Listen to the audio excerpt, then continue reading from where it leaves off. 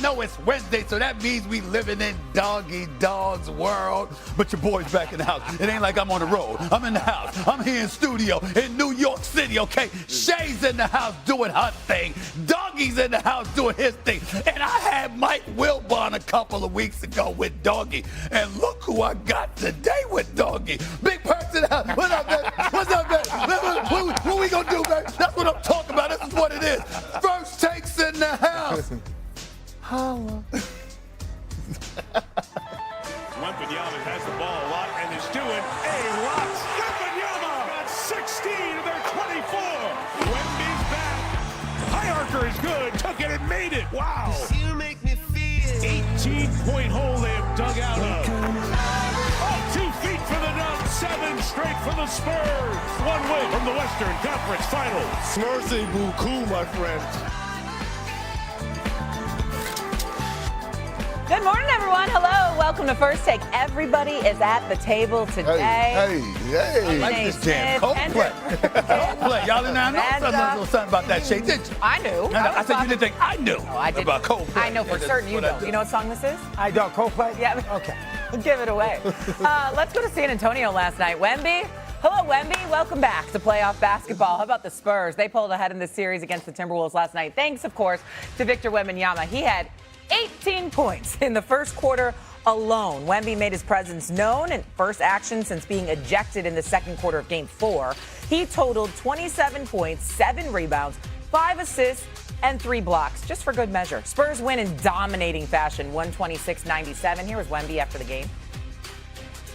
I was fresh. Feeling good, but honestly, it's hard to tell if it was just Game 5. Obviously, I'm going to be excited. I'm going to have butterflies, So excitement is not something abnormal at this point in the playoffs. Tonight, some of the stuff that Wemby was doing, you don't really have too much of an answer for it. Just kind of hope he misses. But he came out high. He made a bunch of shots. We got to get back, get matched up. Just game plan mistakes that we keep making, and it's too late in the series to make these mistakes. You said he came out fresh. Wemby was fresh. That is for certain last night. Okay, what kind of statement did Wemby make last night? He just basically what we've been saying about him, that he's the future of the league. That this is a guy that he's ascending. He's not diminishing. He's not stagnant. He's just that special. To know that he got ejected, that people were anticipating that it was possible that he was going to be suspended for Game 5, that did not happen.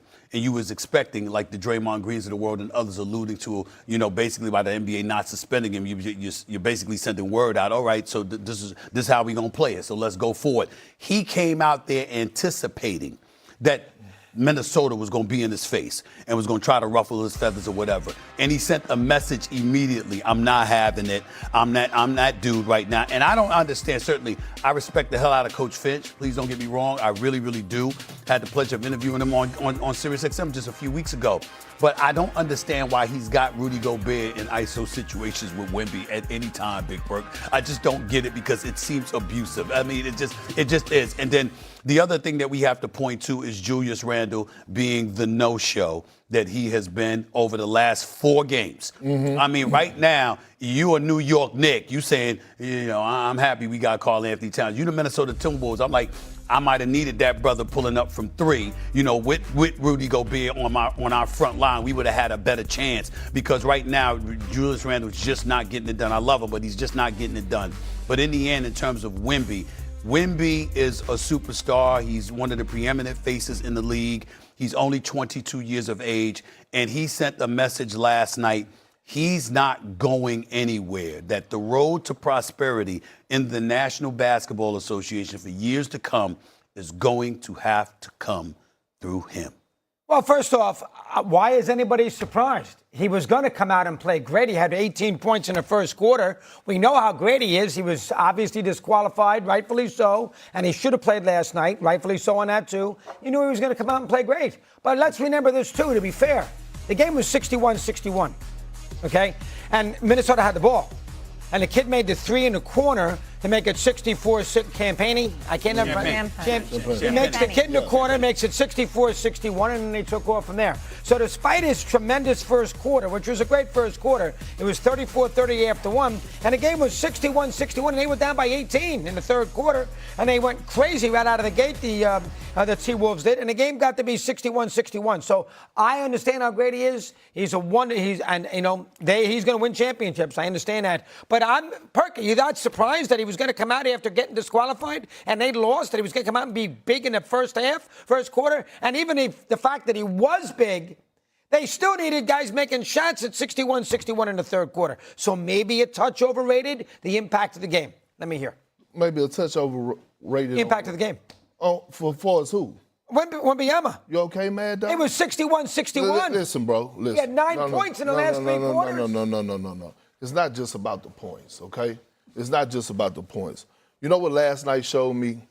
A few things. Number one, he's the most dominant player in the NBA. Giannis, Jokic, whomever, move the hell aside. We have never seen a player that dominates like he does on both ends of the floor. Okay, that's number one. Number two, it's Wemby's world, and everyone's trying to get an apartment in it. That's where we at this point. The league belongs to him.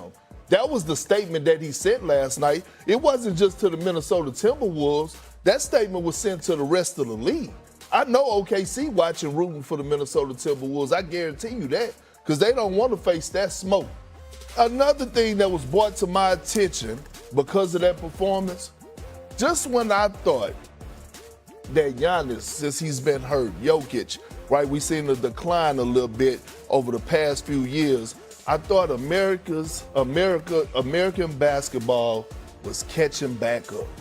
And then all of a sudden, Wemby comes along in this postseason, and last night in particular, and shows us that no, it still belongs to the international players. The international players has completely taken over our league. It belongs to them. When you look at our last 6-7 MVPs, SGA, Nikola Jokic, Joel Embiid, Nikola Jokic, Giannis Antetokounmpo, and now we got this dude. It's no hope for us to take over our league in it. No, it's no hope whatsoever, at least for the next 10 years, for us to get our league back, because Wemby is going to be the best player on the floor, on both ends of the floor, for the next decade. But one person does not make the community. In other words, Wemby can be Wemby. He can be every bit that what you're saying, and I agree with you. But if a whole bunch of Ant-Mans show up, for example, then you know what, you're still in good stead if you're American basketball players. That's all I'm saying about that, even though Wemby may be that dude. There's another thing I want to bring up. First of all, I'm surprised, pleasantly, that you are of the mindset, I mean, being the curmudgeon that you are, right, for you to sit up there and say Wemby should not have been suspended for Game 5. No way. He should have played last night. I'm very shocked. I'm pleasantly really? You're surprised? I thought that way? He got kicked out of Game 4. That was enough. You're the kind of person that would say No, that they throw absolutely him out not. of the game. So I'm shocked, but that's good. That's good. Here's the other thing that I want to say. I thought the San Antonio Spurs won this series, winning Game 3. I know they still got 2 games to go. I don't see Minnesota winning this series. And the reason I don't see the Minnesota winning this series is because the opportunity to me was Game 3. You sit up there and you get blown out. You down by as many as 47 points in Game 2. You can't let them then turn around and travel to your house and beat you in that Game 3 and you fall down 2-1. To me, San Antonio showed me something right there. I don't see Minnesota winning 2 straight to win this series. So let me get that out the way. And it's going to be interesting because based on what you're saying, and I get where you're coming from, but I'm going to be real interested in seeing how Oklahoma City responds. We'll get into all of that as the show progresses, but those are the kind of things that are on my mind right now, because what I love about Wemby is that he's so great. And they talked about how